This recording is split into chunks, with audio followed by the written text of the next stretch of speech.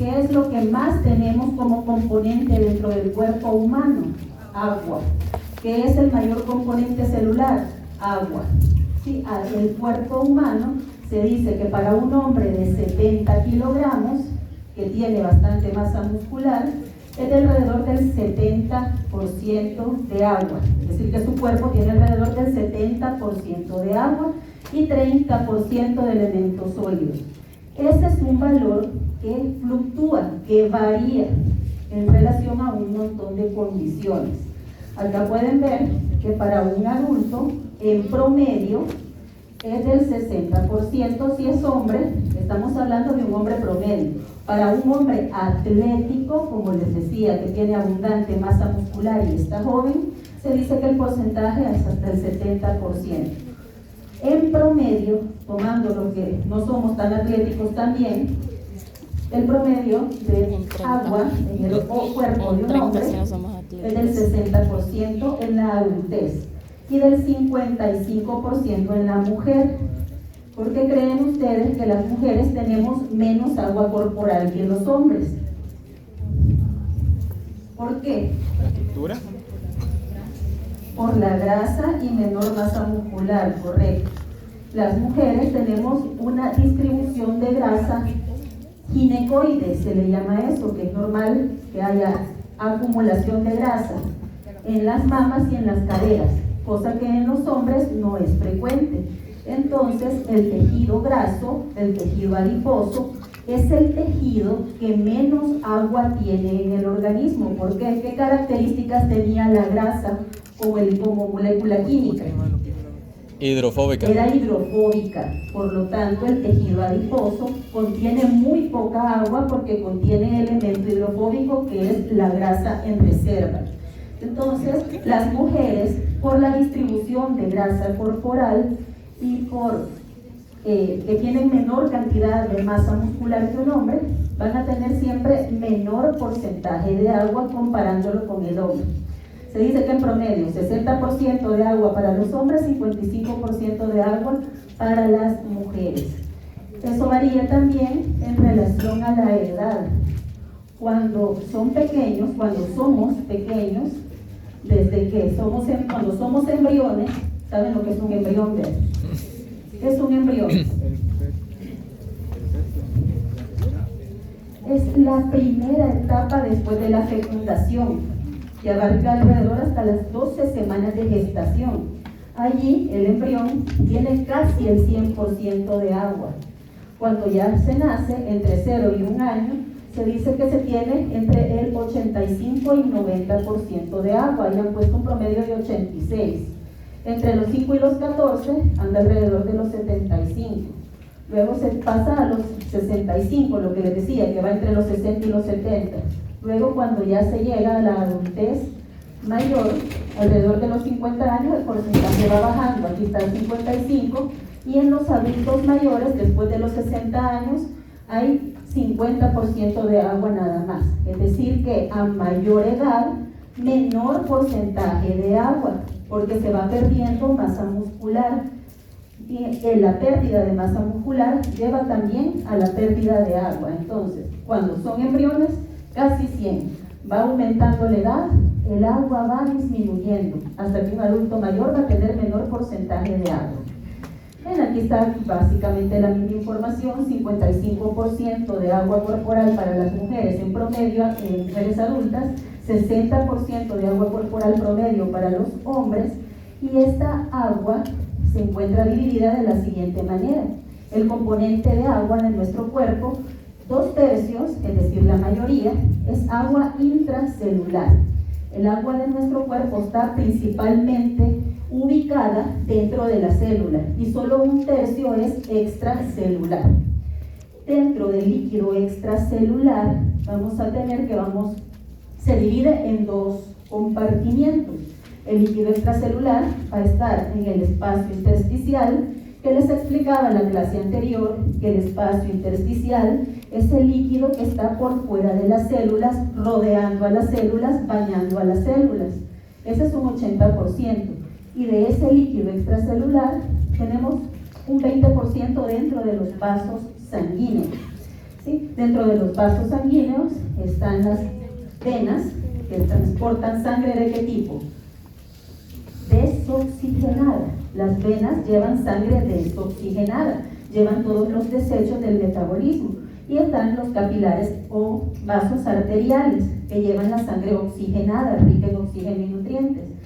Aparte de esos dos tipos de vasos, venas y arterias, tenemos los vasos linfáticos. Los vasos linfáticos recorren todo nuestro organismo y transportan un líquido que se llama linfa. ¿Y qué es la linfa?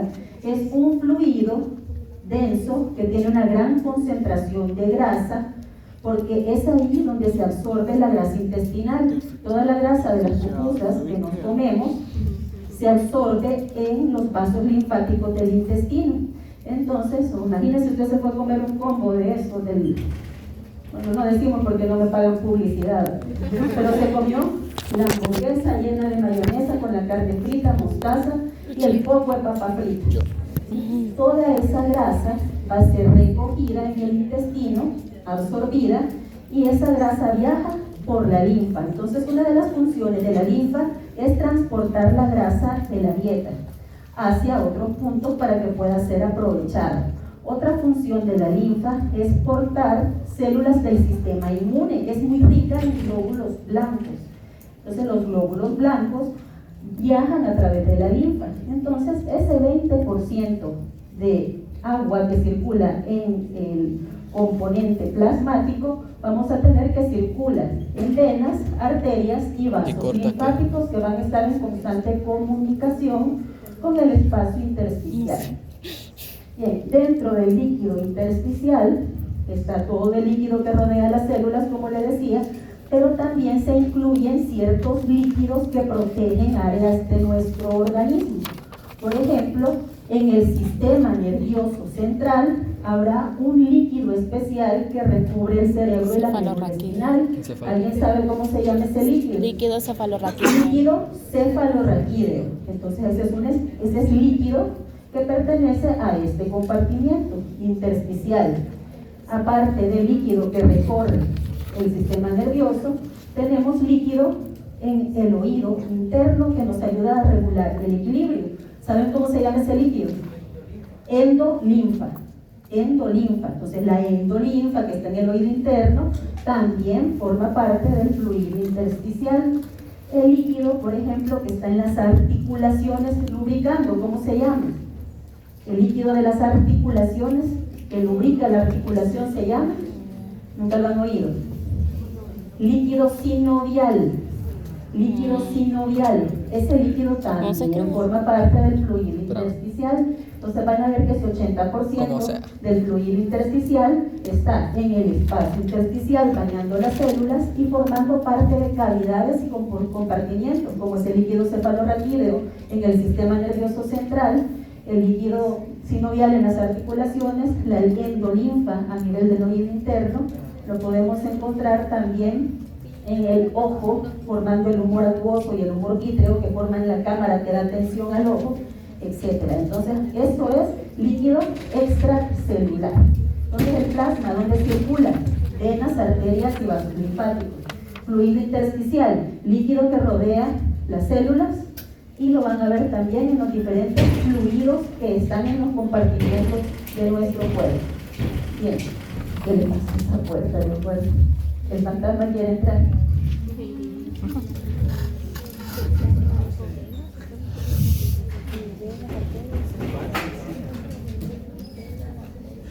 Tal vez así suena menos. Bien, entonces ahí está la distribución de la que les estoy hablando, pero en litros, ¿sí? Dentro de la célula, o sea, nosotros tenemos en nuestro cuerpo alrededor de 40 litros de agua. Sí, solo conocen los litros de Coca-Cola, ¿verdad?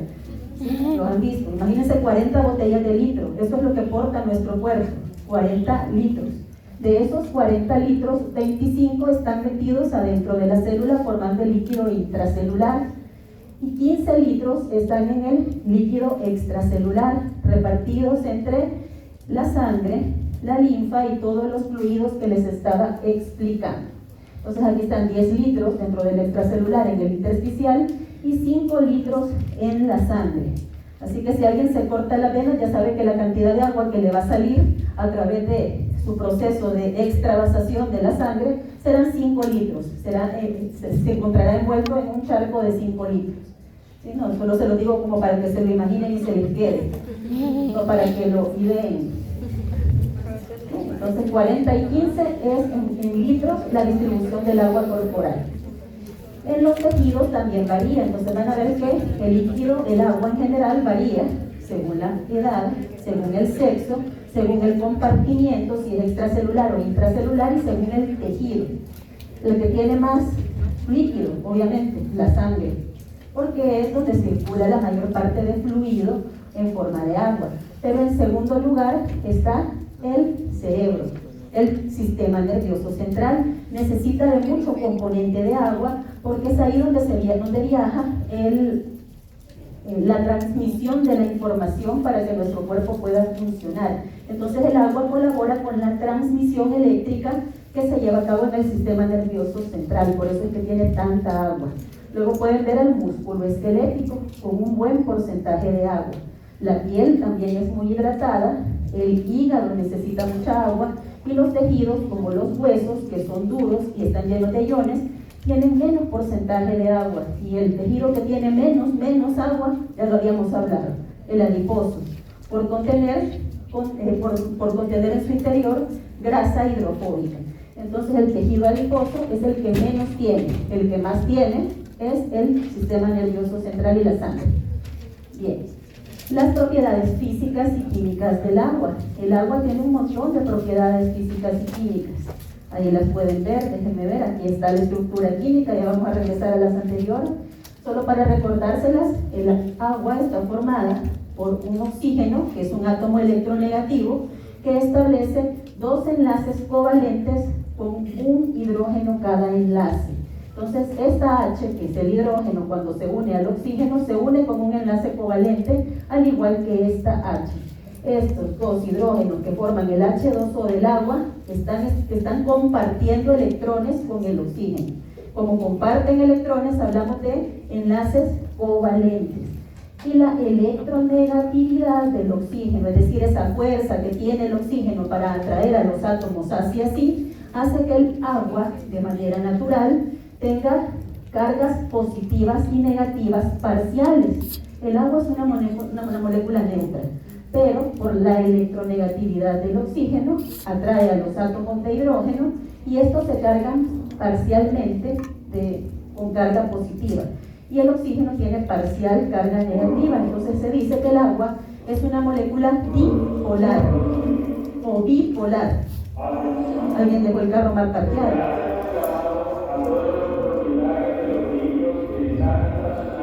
No se entiende.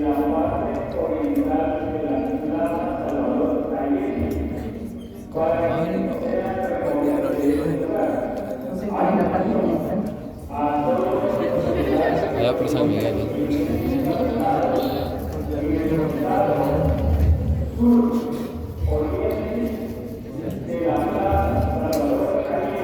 Si alguien tiene el carro parqueado en el suroriente de la Plaza Salvador Allende, quítense lo que le va a caer un árbol encima y si lo deja ahí. Bien. Yo lo dejé un día. Alguien ignoren al señor que está hablando, ni modo. El agua tiene una estructura dipolar, porque tiene 2 polos, uno positivo y uno negativo. También se le llama bipolar, no porque sea bipolar como muchos de ustedes que se enojan y se contentan rápido, sino porque tiene carga parcial positiva y carga parcial negativa, y eso le permite muchas de sus condiciones. Bien, ¿qué propiedades tiene? El agua, gracias a esa capacidad de tener un polo positivo y negativo, establece fuentes de hidrógeno con una gran facilidad.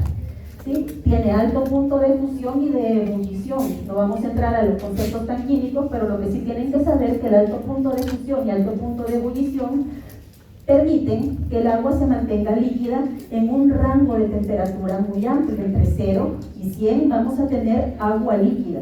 Y al ser nuestro principal componente, necesita de esos puntos de fusión y de ebullición, porque si no, usted se pondría al sol, si el agua no tuviera un alto punto de fusión y de ebullición, usted se evaporaría al sol. O nos vamos a abrir la refrigeradora, si el agua no tuviera ese alto punto de fusión se congelaría con solo abrir la refrigeradora, ya no digamos viviendo en el polo. Hoy hizo frío, nadie se congeló ni se murió. ¿Por qué? Porque el agua permite regular la temperatura gracias a su alto punto de fusión y de ebullición, manteniendo el agua líquida. Tiene un alto calor de vaporización, alto calor específico. Todas esas condiciones le permiten al agua regular la temperatura del cuerpo. También tiene un fenómeno que se llama capilaridad, que le ayuda a circular y a transportar moléculas dentro de los vasos sanguíneos. Y una cosa biológica muy importante que no sucede en nuestro cuerpo es la flotabilidad del hielo. El hielo puede flotar sobre el agua líquida y eso permite que en los polos donde se congela el océano, por bajo esté el agua líquida para permitir que la vida marina continúe. Si no, solo imagínense que, acuérdense del litro de coquita que les acabo de mencionar, usted lo pone en un vaso y le pone hielo, ¿qué pasa con el hielo? Le queda flotando, ¿sí? Por esa capacidad que tiene el agua de que cuando esté en estado sólido flota. Bien, y es una molécula que gracias a que forma puente de hidrógeno tiene una gran fuerza de cohesión, es decir, que se unen entre sí, permitiéndole muchas funciones que las vamos a ver poco a poco. Aquí están las funciones en general. Principal función del agua, ser el disolvente universal, es decir, que gracias al agua se solubilizan todos los componentes químicos del cuerpo. También tenemos de que es el medio donde ocurren las reacciones del metabolismo. ¿Dónde ocurre la mayoría de reacciones metabólicas? Adentro de la célula, y el principal componente de la célula es agua. Entonces el agua es el principal medio donde ocurren las reacciones y va a estar ahí rodeando las reacciones del metabolismo. Es un vehículo de transporte, vamos a ver que nos ayuda a transportar, da estructura, regula la temperatura, le da volumen y estructura a la célula. ¿Sí? Solo imagínense un globo con agua adentro, ¿sí? Va a tener una conformación firme. Si usted le saca el agua, se queda todo aguadito y deforme. Entonces el agua, al igual que una vejiga llena de agua, permite que la célula tenga un volumen y una forma determinada. También ayuda a mantener el pH. Voy a describirles una por una esas capacidades. Aquí pueden ver al agua estableciendo puentes de hidrógeno. Esa es una de las principales propiedades físico-químicas. Establecer puentes de hidrógeno. Recuerden lo que es un puente de hidrógeno. Es una interacción electrostática que se basa en la atracción de cargas. Cargas positivas atraen a las cargas negativas. ¿Sí? Entonces van a ver ustedes que tenemos a un átomo de hidrógeno unido covalentemente a un átomo electronegativo como el oxígeno, y esa unión del hidrógeno con el átomo electronegativo lo carga positivamente para unirse por carga positiva negativa con otro átomo de oxígeno que está a la par, estableciendo una interacción electrostática entre la carga positiva del hidrógeno y la carga negativa del oxígeno. Pero ¿cuál era la característica del hidrógeno que forma el puente de hidrógeno? Que debe estar unido a un átomo electronegativo. Entonces, cada molécula de agua puede establecer puentes de hidrógeno con otras 4 moléculas de agua formando redes. Esas redes de moléculas de agua hacen de que el agua tenga una cohesión y una tensión superficial muy marcadas. Si no, imagínense, ustedes están frente a una piscina, pero como nunca fueron a clases de natación, usted se avienta y cae así, en lugar de caer así. ¿Ha sentido el dolor que ocasiona el panzazo del agua? ¿Por qué? Porque está llena de puentes de hidrógeno que le dan cohesión y alta tensión superficial. Por eso, si usted está dentro del agua y quiere correr, va a sentir que el agua le opone al movimiento. ¿Por qué? Por la tensión superficial, la cohesión que proporciona esa red de puentes de hidrógeno. Bien, entonces el agua establece puentes de hidrógeno con otras 4 moléculas de agua formando redes. Bien, entonces, ¿por qué? Vamos a describir varias de las funciones. Una de las funciones más importantes es que es solvente universal, así se le llama. En el agua se solubilizan los elementos celulares. Acá tenemos que estaba el cloruro de sodio. ¿Qué era el cloruro de sodio? La sal de mesa, ¿sí? Pero le puso el poco de sal a la sopa, ¿sí? Entonces el agua presente en la sopa va a generar que el sodio se separe del cloro por interacción electrostática. Entonces el agua funciona como y solvente de compuestos iónicos. ¿Cuáles son los compuestos iónicos? Los compuestos cargados. Y en el caso del sodio y del cloro, el sodio es positivo, el cloro es negativo, son elementos cargados, por lo tanto son elementos iónicos que van a poder ser solubilizados por moléculas de agua. Así la sal se puede disolver en el agua. Entonces el agua como solvente sirve como solvente, ¿por qué? Porque tiene carácter bipolar, tiene un polo positivo y un polo negativo que establece contacto con la parte negativa y positiva respectivamente de las moléculas que está solubilizando. Lo vamos a ver también de que el agua es un excelente solvente a nivel corporal porque establece puentes de hidrógeno con elementos polares, ejemplos de compuestos polares. Esto que ustedes ven aquí en moradito, este es un ejemplo de una glucosa, una representación de una glucosa. Cada una de esas partes que usted mira ahí, alrededor de lo verde, el verde, el esqueleto de carbono, alrededor hay grupos OH, se llaman grupos oxidrilos o hidroxilo. Los grupos hidroxilo forman parte de la glucosa. ¿Y cómo tiene el grupo hidroxilo? Un oxígeno y un hidrógeno.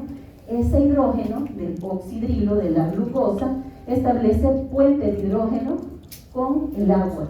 Así, si usted le pone azúcar al agua, el azúcar se disuelve en agua porque los puentes de hidrógeno se establecen entre los OHs de la glucosa del azúcar y la molécula de agua a través de puentes de hidrógeno. La formación de esos puentes de hidrógeno solubilizan las moléculas polares como la glucosa.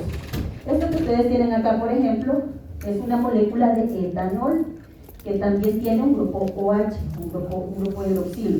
¿Saben qué es el etanol? El alcohol. El alcohol. ¿Cuál alcohol? ¿El alcohol etílico? El alcohol que usted se toma. Bueno, espero que ustedes no, pero el alcohol que se toma, ¿sí? El alcohol que viene presente en todas las bebidas. Es el etanol, tiene esa estructura.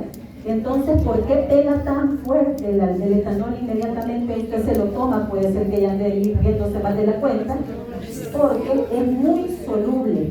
¿Por qué? Porque el agua establece puentes de hidrógeno con el OH del etanol y cuando se solubiliza con el agua, viaja rapidito por todo el organismo hasta absorberse. Entonces, la capacidad de formar puentes de hidrógeno con moléculas polares como la glucosa o el etanol hacen que el agua disuelva con facilidad estos componentes, por eso es solvente. Yo sí les pregunto, ¿por qué razón el agua es solvente? Porque tiene carácter dipolar y puede establecer interacciones electrostáticas, o porque puede solubilizar con puentes de hidrógeno las moléculas polares a través del grupo hidroxilo, que es el OH, eso apréndanselo, OH hidroxilo. Bien, ¿qué otra función tiene el agua? Ya vimos que era solvente, pero también es transportadora. Ahí la pueden ver, transportando nutrientes, transportando todo lo aquello que nosotros consumimos. Imagínense que acabamos de desayunar, bueno, no sé si desayunaron, pero todo esto que desayunaron al llegar al intestino no se queda allí. Los nutrientes, la glucosa, los lípidos, las proteínas, los ácidos nucleicos se absorben. ¿Hacia dónde? Hacia la mayoría hacia la sangre.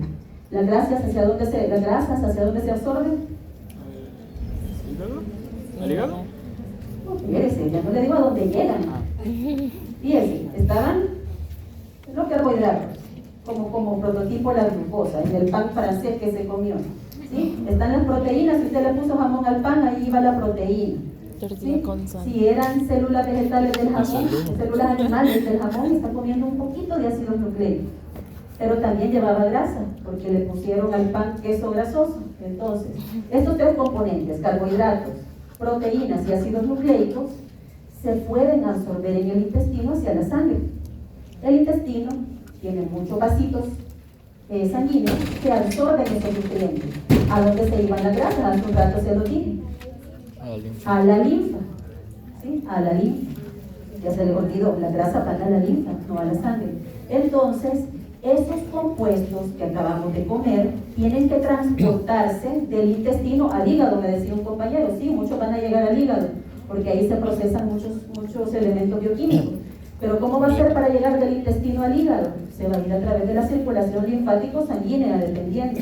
¿Y cómo hace para avanzar? El agua presente en la sangre o en los fluidos va a establecer puentes de hidrógeno que se rompen y se reestablecen constantemente, haciendo avanzar rápidamente las moléculas desde el intestino hasta el hígado, por ejemplo. Desde el intestino al cerebro para que le llegue oxígeno al cerebro y alimento al cerebro para que usted ahora pueda estar poniendo atención. Entonces el agua transporta esos nutrientes, transporta todas las células del sistema inmune, etc. Entonces tiene una función transportadora gracias a que los puentes de hidrógeno son débiles y se van rompiendo y volviendo a establecer, rompiendo y volviendo a establecer, de tal manera que la molécula va caminando a medida que los puentes de hidrógeno se rompen y se forman, hasta llegar a su destino. Bien, acá tenemos la función de elevada tensión superficial y capilaridad. Eso lo da la red de puentes de hidrógeno que se están formando en la molécula de agua. Esa red permite de que haya una gran cohesión en el agua y por eso el agua moja sí o sí. Si usted mete la mano, la cohesión hace de que la mano le salga mojada, porque tiene una gran fuerza de cohesión y de adhesión gracias a que a los puentes de hidrógeno que forma con todo lo que se le acerca alrededor. Y tiene un fenómeno que se llama capilaridad gracias a esa misma tensión superficial, cohesión y adhesión. La capilaridad es que usted pone un poco de agua y entre más delgado es el tubito, va a tener mayor fuerza para ascender en las paredes, cohesionándose a las paredes de ese tubo. Eso le ayuda a circular a través de los vasos sanguíneos que tienen esa contextura delgadita. Entonces la tensión superficial permite la capilaridad y también permite lubricar. Como les decía, el líquido sinovial de las articulaciones tiene un gran porcentaje de agua que ayuda a poder lubricar la articulación y que usted cuando hace ejercicio o cuando salta no se lesione la rodilla porque el agua está lubricando. Es un ejemplo del agua a nivel estructural. Bien, acá pueden ver a la célula con el citosol al interior. El citosol es la fracción líquida, es decir, donde está el agua intracelular. Allí, en ese medio, van a ocurrir una gran cantidad de reacciones químicas. Por eso se dice que el agua es el medio para las reacciones bioquímicas de la célula. Lo vamos a ver también con una función termorreguladora. El agua, gracias a su alto calor específico, a su alto calor de vaporización, a su alta constante dieléctrica, va a poder mantener nuestra temperatura corporal constante. ¿Saben cuál es el valor de la temperatura corporal normal? 37 grados. Entre 36.5 y 37.4, hasta 37, digámoslo, para que tengan un valor promedio, 37 grados centígrados.